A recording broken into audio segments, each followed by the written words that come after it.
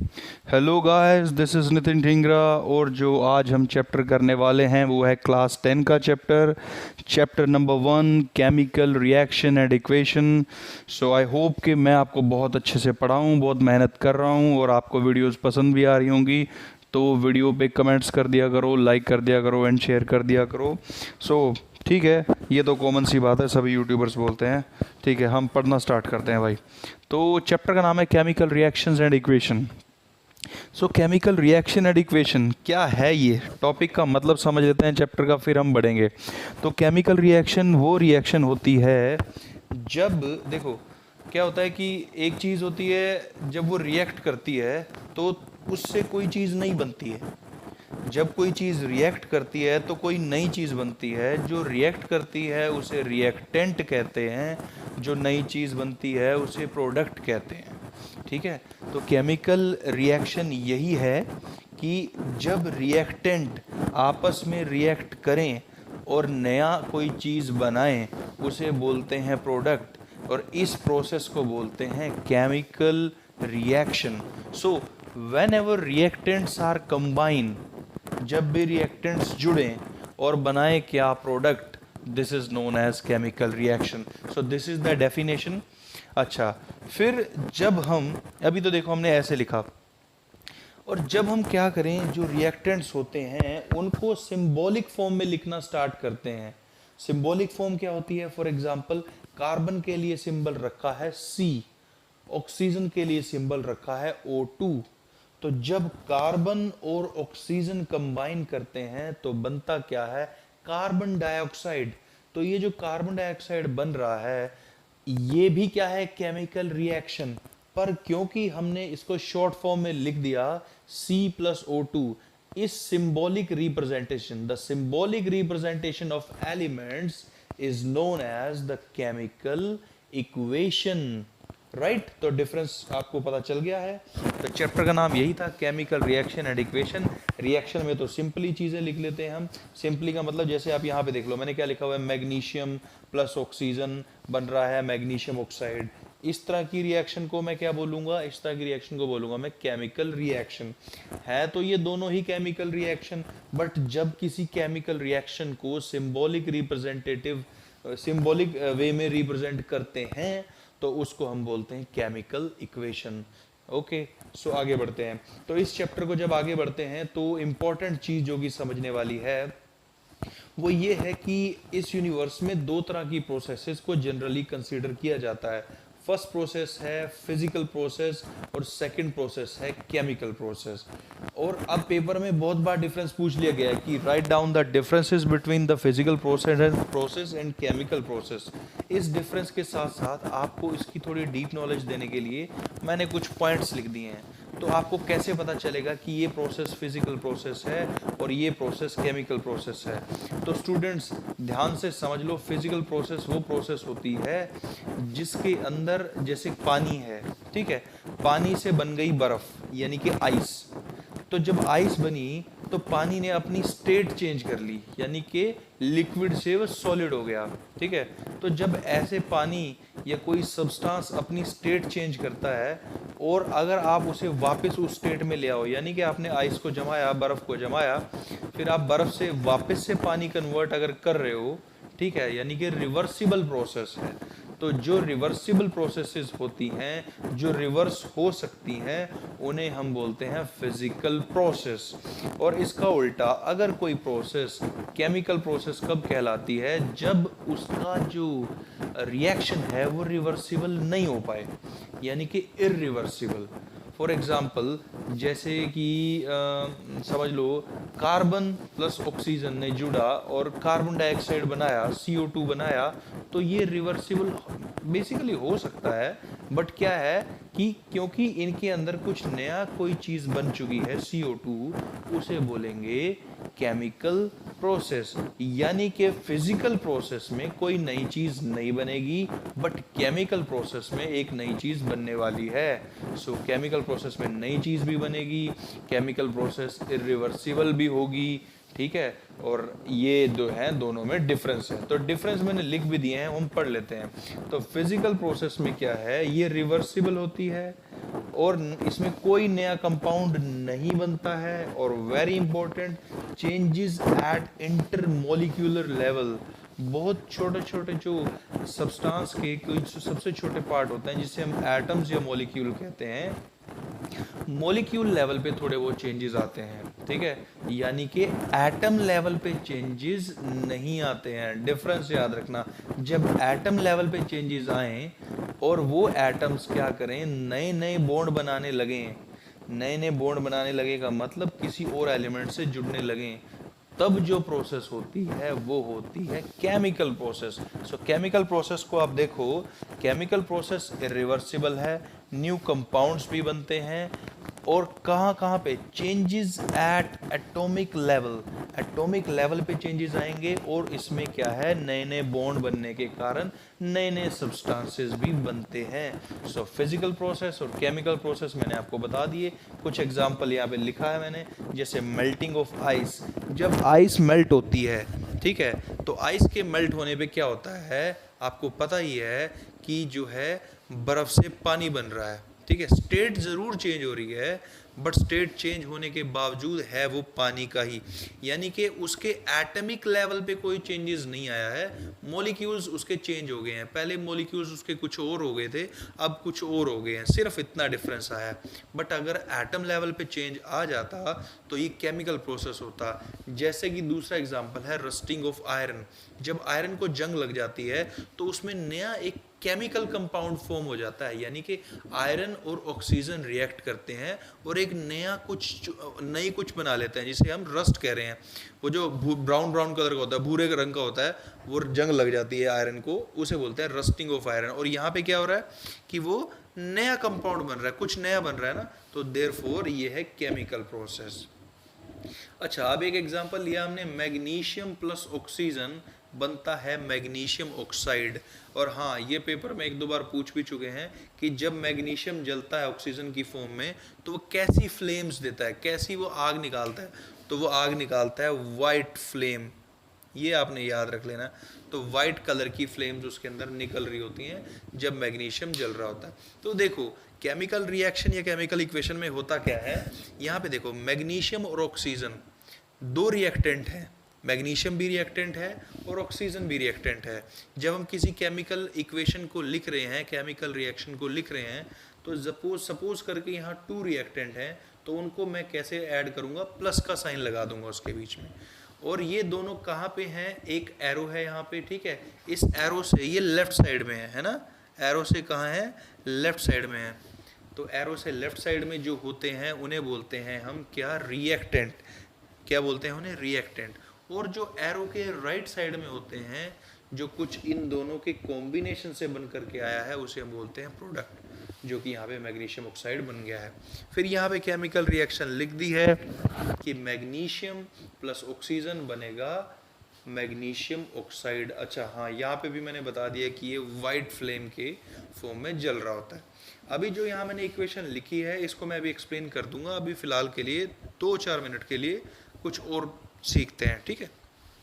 सो क्या होता है, अब जब हम कोई केमिकल रिएक्शन लिख देते हैं, ठीक है, तो उस रिएक्शन को हम दो टाइप से स्टडी कर सकते हैं। दो टाइप से स्टडी कैसे कर सकते हैं वो मैं आपको समझाता हूँ। सपोज करके एक एग्जांपल लेते हैं। सपोज करके आप किसी शॉप पे गए और आपके पास 100 रुपये थे, है ना, 100 रुपीज़ आपके पास थे, और आपने 100 के 100 रुपीज़ जो है स्पेंड करने, खर्च देने हैं, आपने ऐसा सोचा। तो जब आप 100 के 100 रुपये खर्चने के लिए जाओगे तो दुकानदार क्या करने वाला है, दुकानदार आपको 100 रुपये का ही सामान देगा, राइट, है ना। तो 100 रुपये खर्च रहे हैं तो 100 रुपये का सामान भी मिलना चाहिए। तो जो रिएक्टेंट्स हैं, ठीक है, जो रिएक्टेंट्स हैं, जब ये रिएक्शंस करते हैं तो इसका भी कुछ वेट होता है, इसका भी कुछ वेट होता है ना। डेफिनेटली जब कोई रिएक्शन करने वाले हैं, कुछ ग्राम इसके हैं, कुछ ग्राम इसके हैं, और जो यहाँ पे प्रोडक्ट बनने वाला है उसका जो वेट होगा इन दोनों के वेट के लगभग इक्वल आना चाहिए, ठीक है। उसको क्या होना चाहिए, उसके इक्वल होना चाहिए। अगर वो इक्वल है तब तो उस तरह की इक्वेशन को बोलते हैं बैलेंस्ड केमिकल इक्वेशन या बैलेंस्ड केमिकल रिएक्शन। बट अगर वो इक्वल नहीं है, ठीक है, अगर वो इक्वल नहीं है तो उस रिएक्शन को या उस इक्वेशन को हम बोलते हैं skeletal chemical equation. तो skeletal chemical equation is that equation which is unbalanced chemical equation. यानी कि अगर कोई chemical equation unbalanced हो उसे skeletal chemical equation हम बोलेंगे. तो skeletal chemical equation के लिए एक एग्जाम्पल मैंने लिखा है. देखिए यही एग्जाम्पल को मैं रिपीट कर रहा हूँ. मैग्नीशियम प्लस ऑक्सीजन बन गया मैग्नीशियम ऑक्साइड. अब देखो लेफ्ट साइड पे यानी कि रिएक्टेंट की साइड पे मैग्नीशियम के एटम्स कितने हैं? 1. एक ही है मैग्नीशियम, राइट. तो अब देखते हैं राइट साइड पे मैग्नीशियम कितने हैं? 1. दैट मीन्स मैग्नीशियम का तो सिस्टम ठीक चल रहा है. फिर हम देखते हैं कि लेफ्ट साइड में ऑक्सीजन के एटम कितने हैं? 2. और राइट साइड में देखते हैं ऑक्सीजन का एटम है 1, है ना. यहाँ पे तो 1 ही है. तो जब ऐसा हो गया तो क्या हुआ कि ऑक्सीजन लेफ्ट साइड पे तो ज़्यादा है, राइट साइड पे कम है. तो हमें इसको अगर ये इक्वेशन को देखते हैं तो ये इक्वेशन बैलेंस नहीं है. तो इस तरह की इक्वेशन को क्या बोलेंगे? Skeletal chemical equation. तो अगर मैं इसको बराबर कर दूं यानी कि ऑक्सीजन इधर भी 2 है और इधर भी 2 कर दूं तो क्या होगा? ये बैलेंस हो जाएगी और उस तरह की केमिकल रिएक्शन को बोलते हैं बैलेंस्ड केमिकल रिएक्शन. तो बैलेंस करने के लिए मैंने क्या किया, मैं यही भी कर देता हूँ. बैलेंस करने के लिए मैं क्या करता हूँ, यहाँ पे 2 लगा देता हूँ. जब मैंने यहाँ पे 2 लगाया तो इससे क्या हुआ? ऑक्सीजन कितने हो गए? 2 हो गए. बट जब मैंने यहाँ पे 2 लगाया उससे मैग्नीशियम भी कितने हो गए? 2 हो गए. बट मैग्नीशियम तो लेफ्ट साइड में एक ही था. तो मैं क्या करता हूँ, फिर यहाँ पे फिर से 2 लगा देता हूँ. अब क्या हुआ? 2 मैग्नीशियम लेफ्ट साइड पे, 2 मैग्नीशियम राइट साइड पे, है ना. 2 ऑक्सीजन लेफ्ट साइड पे और 2 ही ऑक्सीजन क्या है? राइट साइड पे. तो हमने इसको क्या कर दिया? बैलेंस कर दिया. तो जो नेक्स्ट टॉपिक है हमारा, जो पेपर में काफ़ी बार आता है, वो यही है कि how to balance a chemical reaction या केमिकल इक्वेशन. तो हम केमिकल इक्वेशन या केमिकल रिएक्शन को बैलेंस करेंगे. अब उसके लिए मैंने देखो कोई एग्जांपल लिख रखा है सामने आपके. वो एग्जांपल आपको दिख ही रहा होगा जो कि मैंने लिखा हुआ है जिंक प्लस H2SO4. आपको दिख रहा है ना? जिंक प्लस H2SO4 क्या बन रहा है? ZnSO4. यानी कि ये तो जिंक है, ये सल्फ्यूरिक एसिड है, ये क्या हो गया? ZnSO4 plus H2. अब मुझे करना क्या है? मुझे इस केमिकल रिएक्शन को करना है बैलेंस. तो जब मुझे इस केमिकल रिएक्शन को बैलेंस करना है तो मैं लिखता कैसे हूँ? देखो पेपर का फॉर्मेट ऐसा है कि आपको पेपर में ऐसे लिखना है, ठीक है. तो आप क्या करोगे?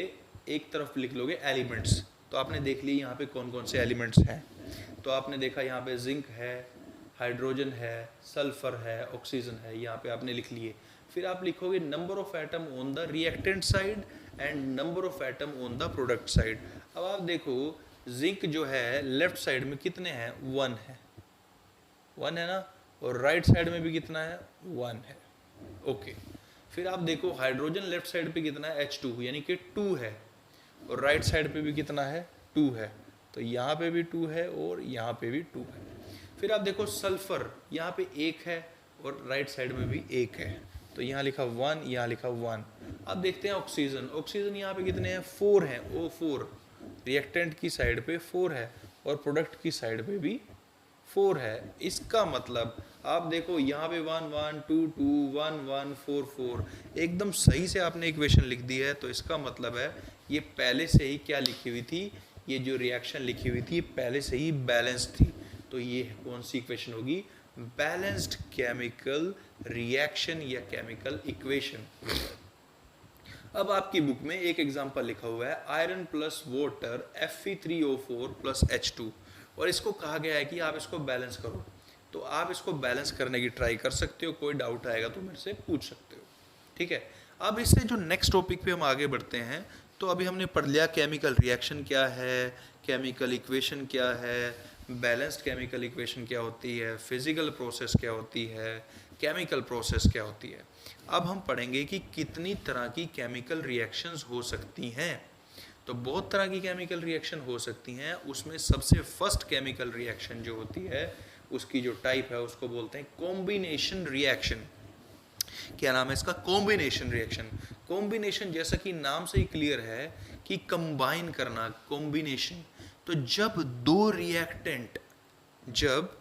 रिएक्टेंट कंबाइन कर जाएं और एक नया प्रोडक्ट बना दें, कॉम्बिनेशन रिएक्शन, जब दो रिएक्टेंट कंबाइन करके एक प्रोडक्ट बनाएं, उस तरह की केमिकल रिएक्शन को बोलेंगे कॉम्बिनेशन रिएक्शन। सो डेफिनेशन क्या होगी? When two reactant combine to form one product, this type of chemical reaction is known as combination reaction. Example देख लो, CaO calcium oxide plus water बन गया कैल्शियम हाइड्रोक्साइड। कितने reactant हैं? दो रिएक्टेंट कंबाइन हुए और एक प्रोडक्ट बन गया जो कि कैल्शियम हाइड्रोक्साइड है। तो इस तरह की रिएक्शन को बोलते हैं कॉम्बिनेशन रिएक्शन। अब इंपॉर्टेंट चीज ये है कि एग्जाम में बहुत बार आपको पूछा गया 1 मार्क में कि right the chemical formula for slaked lime, right the chemical formula for quick lime. तो ये रिएक्शन में क्विक लाइम और स्लेक्ट लाइम दोनों लिखा है। तो जो ये CaO है, कैल्शियम ऑक्साइड है, इसी को हम बोलते हैं क्विक लाइम। इंपॉर्टेंट है स्टूडेंट्स, बहुत अच्छे से याद कर लो। क्विक लाइम क्या होता है? क्विक मतलब बहुत जल्दी, यानी कि छोटा, स्लेक्ड बड़ा, मतलब इसके अल्फ़ाबेट ज़्यादा है ना, तो इसलिए मैं आपको याद करने का तरीका बता रहा हूँ। तो क्योंकि इसके अल्फ़ाबेट बहुत ज़्यादा हैं, तो ये है CaOH ट्वाइस कैल्शियम हाइड्रोक्साइड, और CaO है क्विक लाइम कैल्शियम ऑक्साइड।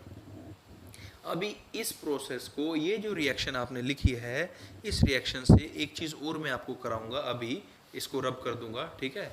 तो आप एक काम करो, सबसे पहले तो इसका स्क्रीनशॉट ले लो, क्योंकि ये नोट्स बहुत अच्छे से मैंने लिखे हैं, ठीक है? और ये आपके बहुत बढ़िया से काम में आने वाले हैं। तो इसका आप स्क्रीनशॉट ले लो पहले तो, ठीक है? ले लो। आई होप कि आपने स्क्रीनशॉट ले लिया है। मैं आगे बढ़ता हूँ, ठीक है? तो अब कॉम्बिनेशन रिएक्शन पढ़ रहे हैं, इसका एक एग्जाम्पल और देख लो। Simple, C+O2 carbon plus oxygen, carbon dioxide combine कर गए C+O2, तो बन गया CO2, राइट? अब आपने याद ये रखना है कि मैक्सिमम टाइम जब भी कॉम्बिनेशन रिएक्शन होता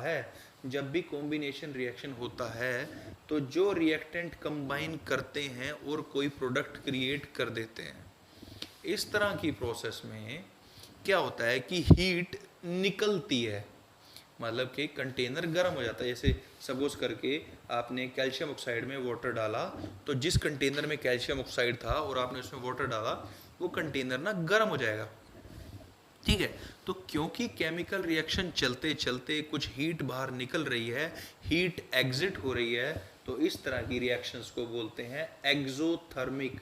एक्सो मतलब एग्जिट, थर्मिक मतलब टेम्परेचर।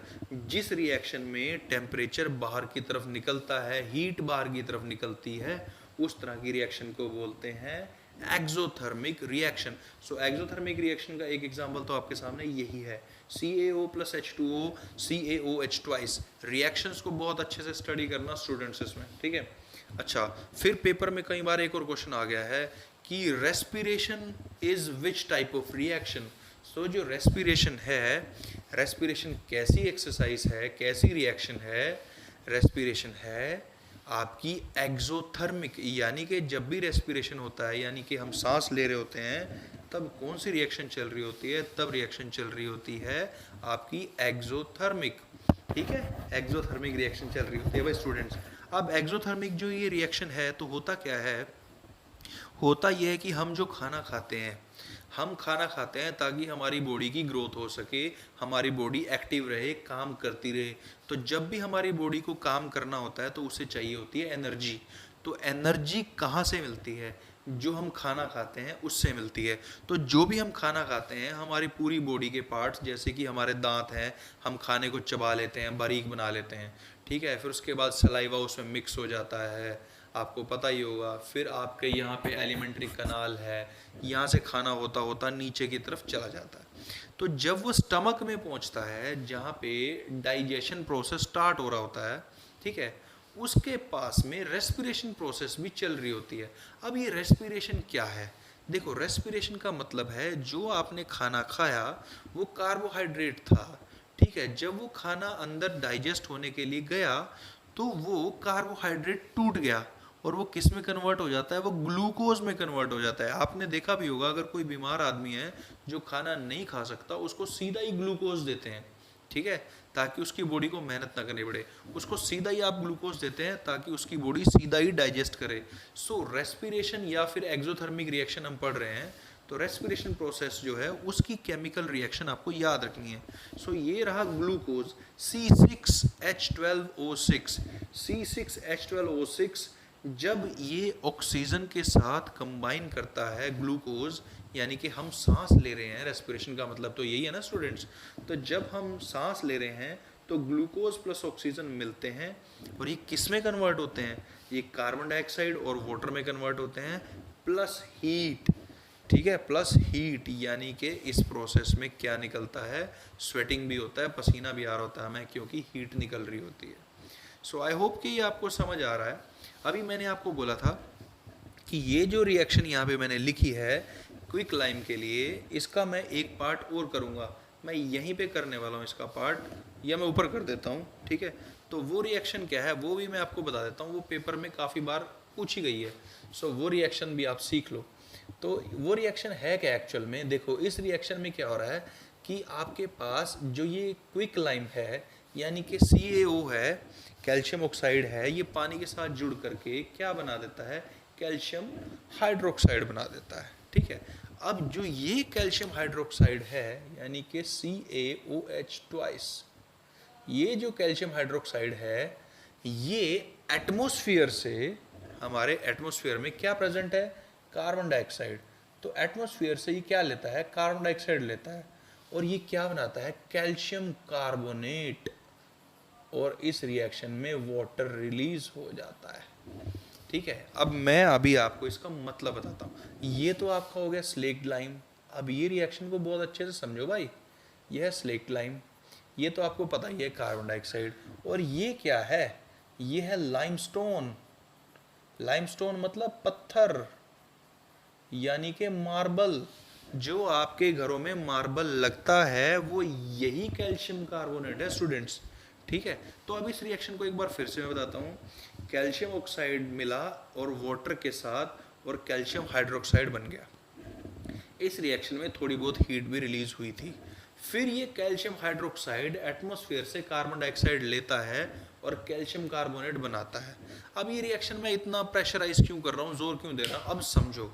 जब आपके घरों में सफ़ेदी करी जाती है, वाइट वॉश करी जाती है, ठीक है, तो उसमें क्या होता है, ये जो सफ़ेदी करने वाले होते हैं वो चूना लेकर के आते हैं, चूना, उसे बुझा हुआ चूना कहते हैं, ठीक है। हिंदी में बुझा हुआ चूना कहते हैं, इंग्लिश में क्विक लाइम कहते हैं, या कैल्शियम ऑक्साइड। तो वो क्या करते हैं, एक बाल्टी में क्या करते हैं, चूना डालते हैं, ठीक है। उसके अंदर वो क्या करते हैं, पानी मिक्स करते हैं। जैसे ही वो पानी उसके अंदर मिक्स करते हैं तो कैल्शियम हाइड्रोक्साइड बनता है, और कैल्शियम हाइड्रोक्साइड क्या होता है, एक वाइट कलर का जो है एक पानी की तरह लिक्विड होगा, ठीक है। अब आप क्या करते हो, वो पेंटर क्या करता है, उसी वाइट कलर के लिक्विड को पेंट ब्रश से क्या करता है, दीवार पे पेंट कर देता है। पर आपने एक चीज़ नोट करी होगी, जब वो दीवार पे पेंट करता है फर्स्ट टाइम में तो उसका कलर अच्छा नहीं लग रहा था, ऐसा लग रहा था जैसे पानी गीला गीला सा है, कुछ आपको फील नहीं आ रहा। बट जब आप 3-4 दिन के बाद उसे देखते हो तो आपको क्या दिखता है कि वही जो गीला गीला सा लग रहा था दीवार पे, वो एकदम शाइनी हो गया, वो एकदम वाइट कलर आ गया उसका, बढ़िया। तो वो कैसे आता है, वो ये प्रोसेस है। आपने क्या किया, आपने कैल्शियम ऑक्साइड में पानी डाला, स्लेक्ट लाइम बनाया, कैल्शियम हाइड्रोक्साइड। बट जैसे ही आपने इस कैल्शियम हाइड्रोक्साइड को दीवार पे आपने पेंट कर दिया तो इस कैल्शियम हाइड्रोक्साइड ने एटमॉस्फेयर से कार्बन डाइऑक्साइड को एब्जॉर्ब किया और इन दोनों ने रिएक्शन करके क्या बनाया, calcium carbonate. This is important, calcium carbonate. अब आप ये मत समझना कि जो दीवारों पे आपने पेंट किया वो पत्थर बन गया, नहीं, बट वो पत्थर बनने की इनिशियल स्टेज है। हमारे जो मार्बल्स होते हैं वो भी लगभग इसी प्रोसेस से बनते हैं। वो तो एक जस्ट लेयर है, बट वो लेयर भी बहुत सुंदर कैसे किस तरह की दिखती है, वो कैल्शियम कार्बोनेट की हो जाती है, ठीक है स्टूडेंट्स। तो इसमें हमने क्या किया है, ये फर्स्ट रिएक्शन कंप्लीट कर लिए, कॉम्बिनेशन रिएक्शन। इससे नेक्स्ट रिएक्शन भी अभी हम करेंगे। तो डीकम्पोजिशन मतलब डीकम्पोज यानी कि टूट जाना। अगर कोई चीज़ टूटती है तो उसे बोलते हैं डीकम्पोज होना। तो डीकम्पोजिशन रिएक्शंस कौन सी रिएक्शंस होंगी, जिन रिएक्शंस के अंदर रिएक्टेंट होगा 1 और वो होगा डीकम्पोज, टूट जाएगा इनटू कम से कम 2 या 3 चीज़ों में, that is what we call as product. तो रिएक्टेंट होगा एक, और जब वो टूटेगा, डिकम्पोज होगा, तो बनेंगे 2 या 2 से ज़्यादा products. So the chemical reaction in which there is a single reactant and which get breakdowns to form multiple products, these type of chemical reactions are known as decomposition reactions. So देखो क्या लिखा है। अच्छा हाँ, ये जो notes हैं, आप एक काम करो, सबसे पहले तो इसका स्क्रीनशॉट लो। तो आप इसका स्क्रीनशॉट ले लो, क्योंकि ये बहुत इंपॉर्टेंट नोट्स हैं आपके पेपर पॉइंट ऑफ व्यू से। आपको एग्जाम में आए तो आप एज इट इज़ लिख सकते हो। तो भाई, तो स्टार्ट करते हैं फिर decomposition reaction. The one reactant break down to give two reactant लिख दिया मैंने यहाँ पे भी, ये गलत लिखा है। इसकी जगह मुझे क्या करना चाहिए, इसकी जगह मुझे करना पड़ेगा प्रोडक्ट। यहाँ पे मुझे क्या लिखना है कि एक रिएक्टेंट जब ब्रेक होगा और 2 से ज़्यादा क्या देगा, प्रोडक्ट्स। ओके, तो 2 से ज़्यादा प्रोडक्ट। अब मैंने कुछ केमिकल रिएक्शंस लिखी हैं। इन केमिकल रिएक्शंस के बारे में पेपर में क्वेश्चन ऑलरेडी पूछे गए हैं, तो रिएक्शंस बता देता हूँ। ये है FeSO4 फेरस सल्फेट। जब इसको दिया हीट, जब इसको गर्म करते हैं तो फेरिक ऑक्साइड बनता है, सल्फर डाइऑक्साइड बनता है, सल्फर ट्राइऑक्साइड बनता है। तो रिएक्टेंट था एक, उसको जब हीट मिला तो 3 प्रोडक्ट्स में वो कन्वर्ट हो गया। तो ये कौन सी रिएक्शन है, ये है डीकम्पोजिशन रिएक्शन। अच्छा, अब इसमें एक इम्पॉर्टेंट बात ये है कि आपको याद रख लेना है कि फेरस सल्फेट जो FeSO4 है, इसके जो क्रिस्टल होते हैं उसका कलर कैसा होता है। तो याद रखना, इसके क्रिस्टल्स का कलर जो होता है वो होता है ग्रीन। ठीक है, क्या कौन सा कलर होता है, ग्रीन। किसके क्रिस्टल का, फेरस सल्फेट। तो फेरस सल्फेट टूटा, Fe2O3 सल्फर डाइऑक्साइड और सल्फर ट्राइऑक्साइड। आपको एग्जाम में अगर डिफिकल्ट लेवल का पेपर होगा तो क्वेश्चन कैसे आ सकता है, there is a chemical reaction in which the reactant broke down into multiple product and reactant colour is green and it is in the form of green crystal. तो ठीक है, तो ग्रीन क्रिस्टल है और ऐसा बता सकता है कि the reactant is green crystal and the output is the ferric oxide. तो आपको याद रखना है कि ग्रीन क्रिस्टल वाला कौन था, फेरस सल्फेट। सेकंड रिएक्शन देखो, CaCO3 कैल्शियम कार्बोनेट। जब इसको हीट करते हैं तो कैल्शियम ऑक्साइड और कार्बन डाइऑक्साइड बनते हैं। स्टूडेंट्स, अगर आपने कल का लेक्चर देखा है तो बताओ मुझे कैल्शियम ऑक्साइड का एक और नाम क्या है जो मैंने कल आपको बताया था। अगर आपको याद है तो आप इसका कमेंट में मुझे बताना कि क्या है इसका नेम। तो आप यहाँ पे देखो, कैल्शियम कार्बोनेट किस किस के बीच में टूट रहा है, CaO और CO2। एक रिएक्टेंट 2 प्रोडक्ट। तो ये कौन सी रिएक्शन है, this is decomposition reaction. One more example, lead nitrate PbNO3 twice. Lead nitrate को जब हीट करते हैं तो ये देखो, लेड ऑक्साइड, नाइट्रोजन ऑक्साइड और ऑक्सीजन। एक रिएक्टेंट 3 प्रोडक्ट। ठीक है, अच्छा मैं एक ही रिएक्शन से भी समझा सकता था, पर मैंने 3 रिएक्शन इसलिए लिखी हैं ताकि आपको थोड़ा याद रहे और इसके बारे में क्वेश्चंस बताता हूँ। देखो क्या क्या आ रखे हैं पेपर में। अब आपको ऐसा कुछ दे देगा कि there is a chemical reaction happening and in the output nitrogen oxide come with the brown fumes. हाँ, यह ऐसे पूछ सकता है कि कौन सी गैस जब किसी केमिकल रिएक्शन से बाहर निकलती है तो उसके जो फ्यूम्स हैं वो ब्राउन होते हैं। तो आपने देख लेना है कौन सी, वो थी नाइट्रोजन ऑक्साइड। तो आप इन रिएक्शंस को याद रखोगे स्टूडेंट्स, बहुत ही इंपॉर्टेंट हैं। Ferrous sulphate, calcium carbonate, lead nitrate. अब इन तीनों में एक चीज़ कॉमन है, क्या, हीट हीट हीट। तीनों की 3 रिएक्शंस को हमने क्या किया, हीट किया। यानी कि हमें क्या देना पड़ा, हीट को एज अ इनपुट देना पड़ा। हीट देने के बाद ही ये रिएक्शंस हुई हैं। तो अगर किसी रिएक्शन में आपको हीट एज अ इनपुट देनी पड़े, यानी कि आपको हीट देने के बाद कोई रिएक्शन होगी, तो यानी कि आपने हीट सप्लाई करी है। तो जिस रिएक्शन में हीट सप्लाई करी जाती है उस टाइप की रिएक्शंस को बोलते हैं endothermic reaction. Endo means inside, thermic endothermic, thermic means temperature या फिर हीट। तो जहाँ पे अंदर की तरफ इनसाइड में टेम्परेचर का इफेक्ट आ रहा है, तो वो होती हैं एंडोथर्मिक। और जो इससे पहले मैंने रिएक्शंस कराई थी कॉम्बिनेशन, कॉम्बिनेशन में जब कोई रिएक्टेंट जो दो कंबाइन कर रहे थे और सिंगल प्रोडक्ट बना रहे थे, तो उसमें हीट बाहर निकल रही थी, तो उस तरह की रिएक्शंस को मैंने कल आपको बताया था, उसको क्या बोलते हैं, एक्सोथर्मिक। और ये कौन सी है, एंडोथर्मिक। सो नेक्स्ट रिएक्शन है डिस्प्लेसमेंट रिएक्शन। डिस्प्लेसमेंट रिएक्शंस का मतलब ये समझो स्टूडेंट्स, जैसे किसी बंदे की ट्रांसफ़र हो जाती है, कहीं वो जॉब कर रहा है, उसकी ट्रांसफ़र हो गई, तो वो एक जगह से दूसरी जगह चला जाएगा और अपना काम करने लगेगा, तो यही है डिस्प्लेसमेंट रिएक्शन। डिस्प्लेसमेंट रिएक्शन में देखो यहाँ पे आयरन है और कॉपर सल्फेट है। आयरन और कॉपर सल्फेट जब रिएक्ट करते हैं तो कॉपर रह जाता है अकेला, और जो ये सल्फेट है SO4 ये जुड़ जाता है आयरन के साथ। तो क्या बन गया, सॉरी आयरन सल्फेट बन गया और कॉपर अलग से रह गया। सेकेंड इक्वेशन देखो, ये है lead plus copper chloride. Copper chloride, यहाँ से क्लोरीन Cl2 निकल करके लेड के साथ जुड़ गया और कॉपर अकेला रह गया, ठीक है। तो हो क्या रहा है, यहाँ पे एक पार्ट जैसे यहाँ पे SO4 और यहाँ पे Cl2 ये ब्रेक डाउन होता है और दूसरे एलिमेंट के साथ जाके मिल जाता है, यानी कि ये क्या होता है, SO4 डिस्प्लेस होके आयरन के साथ चला गया, Cl2 डिस्प्लेस होकर के लेड के साथ चला गया। तो इस तरह की रिएक्शंस को बोलते हैं डिस्प्लेसमेंट रिएक्शन, यानी कि the type of reaction in which the ions got break down and displaced to the other reactant. एक जगह से आयन टूटता है और डिस्प्लेस हो जाता है दूसरी साइड पे, उसको बोलते हैं डिस्प्लेसमेंट रिएक्शन। अब डिस्प्लेसमेंट रिएक्शन का अगर आपको रीज़न पूछे कि ऐसा क्यों हो रहा है, कि कॉपर अलग रह जा रहा है, सल्फेट इधर आ रहा है, कॉपर अलग रह जा रहा है, क्लोरीन इधर आ रहा है, तो ऐसा हो रहा है, ये देखिए यहाँ पे मैंने लिख दिया है कि जो आयरन है, जिंक है, लेड है, ये तीनों के तीन ज़्यादा रिएक्टिव हैं एज कंपेयर टू कॉपर। तो जब भी ये कॉपर के साथ आते हैं, तो क्योंकि ये कॉपर से ज़्यादा रिएक्टिव हैं, तो जो भी एलिमेंट्स, जो भी आयंस कॉपर के साथ जुड़े हैं, उनको तोड़ करके अपने साथ मिला लेते हैं। राइट स्टूडेंट्स, तो ये किस वजह से हो रहा है, रिएक्टिविटी के कारण, बिकॉज आयरन, जिंक और लेड बहुत ज़्यादा रिएक्टिव हैं।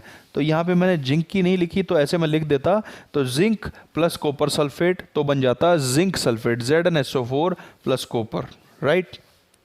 Okay, next type of reactions हैं डबल डिस्प्लेसमेंट। सिंगल डिस्प्लेसमेंट या डिस्प्लेसमेंट में हमने देखा कि SO4 टूट करके आयरन के साथ जुड़ रहा है। अब ऐसा हो सकता है कि आयरन के साथ भी कोई चीज़ जुड़ी हुई हो, वो टूट करके कॉपर के साथ चली जाए, और जो कॉपर के साथ जुड़ा हुआ है वो आयरन के साथ आ जाए। तो जब दोनों साइड से डिस्प्लेसमेंट होगी आयंस की, उसको बोलेंगे double displacement. See the example, यहाँ पे है Na2SO4, यानी कि ये है सोडियम सल्फेट, यहाँ पे है बेरियम क्लोराइड। अब होगा क्या, सोडियम सल्फेट का सल्फेट जाएगा बेरियम के पास, और बेरियम क्लोराइड का क्लोरीन टूट करके आएगा सोडियम के पास। तो दोनों से आयंस टूटे और एक दूसरे की तरफ शिफ्ट हो गए, डिस्प्लेस हो गए। तो डबल साइड से ऐसा हुआ, तो therefore this is double displacement. तो देखो क्या हुआ, Na2SO4 था, SO4 टूट करके गया Ba के साथ, तो ये बन गया बेरियम सल्फेट, और यहाँ से Cl2 टूट के Na2 के पास गया, तो बन गया 2NaCl, यानी कि sodium chloride. So this is double displacement. Students, आप बहुत अच्छे से सीखो और मोटिवेट रहो, एकदम बढ़िया से, बहुत आसान है। केमिस्ट्री बिल्कुल भी डिफ़िकल्ट नहीं है, थोड़ी प्रैक्टिस रिक्वायरमेंट रह सकती है। तो अच्छा, अब ऐसा क्या हो रहा है, तो डबल डिस्प्लेसमेंट में क्या हो रहा है, exchange of ions. Ions exchange हो रहे हैं ना, कैसे हो रहे हैं भाई, Cl2 जा रहा है सोडियम के पास, SO4 जा रहा है बेरियम के पास। सो क्या हो रहा है, there is a shifting of या exchange of ions. So double displacement reaction is a type of reaction in which there is a shifting or displacement of ions. तो डबल साइड पे होता है, राइट। नेक्स्ट रिएक्शन है oxidation. Oxidation start होता है O से, O मतलब oxygen. तो जब भी किसी एलिमेंट के साथ, स्टूडेंट इसको ध्यान से समझो, यहाँ पे बहुत कंफ्यूजन क्रिएट करते हैं बच्चे। तो ऑक्सीडेशन का मतलब समझो, ऑक्सीडेशन स्टार्ट होता है O से, याद रखना ऑक्सीडेशन कहाँ से स्टार्ट होता है, ओ से। ओ का मतलब होता है ऑक्सीजन। तो जब भी किसी एलिमेंट के साथ ऑक्सीजन जुड़ जाएगी, ज्वाइन हो जाएगी, बॉन्ड बनाएगी, उस टाइम पे हम बोलेंगे कि ऑक्सीडेशन हो गया, राइट। और जब भी ऑक्सीजन कहीं से शिफ्ट हो जाएगी, यहीं से टूट करके कहीं और चली जाएगी, तब हम बोलेंगे ऑक्सीजन कम हो गई, रिड्यूस हो गई, तो रिडक्शन हो गया। समझ गए? ऑक्सीजन जुड़ गई, ऐड हो गई तो ऑक्सीडेशन, ऑक्सीजन दूर चली गई, कम हो गई, रिड्यूस हो गई तो रिडक्शन। सेकंड केस, अगर हाइड्रोजन जुड़ गई, ऑक्सीजन के पॉइंट ऑफ व्यू से हमने समझ लिया ऑक्सीजन जुड़ती है तो ऑक्सीडेशन, ऑक्सीजन जाती है तो रिडक्शन। हाइड्रोजन के पॉइंट ऑफ व्यू से ऑक्सीजन का उल्टा है, यानी कि हाइड्रोजन जुड़ती है तो रिडक्शन, हाइड्रोजन जाती है तो ऑक्सीडेशन, राइट। तो ऑक्सीडेशन और रिडक्शन आपको दोनों बता दिया। और कभी कभी स्टूडेंट्स क्या होता है, ऑक्सीडेशन और रिडक्शन एक साथ एक ही रिएक्शन में हो जाते हैं। ऑक्सीडेशन और रिडक्शन एक ही मतलब क्या हुआ कि कॉपर के साथ सपोज करके ऑक्सीजन जुड़ा हुआ था, ऑक्सीजन गया टूट, तो जब ऑक्सीजन टूट गया कॉपर से तो कॉपर का हो गया रिडक्शन। बट ये ऑक्सीजन जाकर के किसी और एलिमेंट से जुड़ गया, तो जिससे वो जुड़ेगा उसका क्या हो गया, ऑक्सीडेशन। तो जब ऑक्सीडेशन और रिडक्शन एक साथ होता है तो इनको बोलते हैं रिडॉक्स रिएक्शन। ठीक है, तो आप पहले एग्जांपल देख लेते हैं ऑक्सीडेशन का। ज्वाइनिंग और एडिशन ऑफ ऑक्सीजन, जब ऑक्सीजन जुड़ेगी तो उसको बोलेंगे ऑक्सीडेशन। एग्जाम्पल के लिए कॉपर के साथ ऑक्सीजन जुड़ गया, कॉपर ऑक्साइड बनता है, और कॉपर ऑक्साइड का कलर होता है ब्लैक, याद रखना। तो कॉपर ऑक्साइड जब बनता है तो ऑक्सीजन देखो कॉपर के साथ जुड़ी हुई है ना, तो यहाँ पे कॉपर का क्या हो गया, ऑक्सीडेशन हो गया। नेक्स्ट रिएक्शन देखो, कॉपर ऑक्साइड, यही वाला कॉपर ऑक्साइड के साथ मैंने हाइड्रोजन को यूज़ किया, तो हाइड्रोजन ने क्या किया, इस ऑक्सीजन को यहाँ से तोड़ दिया और ये बन गया H2O। अब देखो कॉपर रह गया अकेला, पहले क्या था, ऑक्सीजन साथ था, अब कॉपर अकेला है तो कॉपर का क्या हो गया, रिडक्शन। तो अब इसी रिएक्शन को, सेकंड वाली रिएक्शन को देखो, मैंने इसको यहाँ पे दोबारा लिखा, तो यहाँ पे देखो हाइड्रोजन अकेला है और इधर आकर के क्या बनता है, H2O। तो हाइड्रोजन का तो हुआ ऑक्सीडेशन, और कॉपर ऑक्साइड, ऑक्सीजन था यहाँ पे और ऑक्सीजन यहाँ से चला गया, ये रह गया अकेला। तो जब ऑक्सीजन चला जाता है तो उसको क्या बोलते हैं, रिडक्शन। एक बार फिर से रिपीट करता हूँ, ऑक्सीजन का जुड़ना ऑक्सीडेशन, ऑक्सीजन का जाना रिडक्शन, हाइड्रोजन का जुड़ना रिडक्शन, हाइड्रोजन का जाना ऑक्सीडेशन। तो जहाँ पे ये दोनों एक साथ हो रहे हैं, ये इस एग्जाम्पल को रट लो, याद कर लो, जैसे भी जो मर्जी कर लो, ये रिएक्शन आपको याद होनी चाहिए। तो जब भी ऑक्सीडेशन भी हो रहा है इस रिएक्शन में, हाइड्रोजन के साथ ऑक्सीजन जुड़ रही है और कॉपर के साथ ऑक्सीजन थी वो टूट के जा रही है, तो रिडक्शन भी हो रहा है और ऑक्सीडेशन भी हो रहा है। सो देयरफॉर अगर ऑक्सीडेशन और रिडक्शन एक साथ होगा, इस तरह की रिएक्शन को बोलते हैं रिडॉक्स रिएक्शन। स्टूडेंट्स इसके बाद कुछ टॉपिक और भी थे जैसे कोरोजन और रेंसिडिटी, बट शायद वो इस बार सिलेबस से कट हैं तो इसलिए हम उसको नहीं कर रहे हैं। बाकी अगर आपको लगेगा कि करना है या डाउट है कि सर आ सकता है, मेरे हिसाब से तो सिलेबस से कट है, तो अगर ऐसा लगेगा तो आप मुझे बता सकते हैं, मैं आपको करा दूंगा। सो गाइस आई होप कि मैंने आपको अच्छे से समझाने की कोशिश करी और आपको समझ आ भी गया है।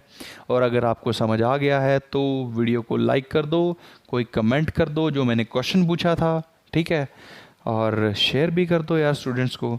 So that's all from my side students, thank you so much.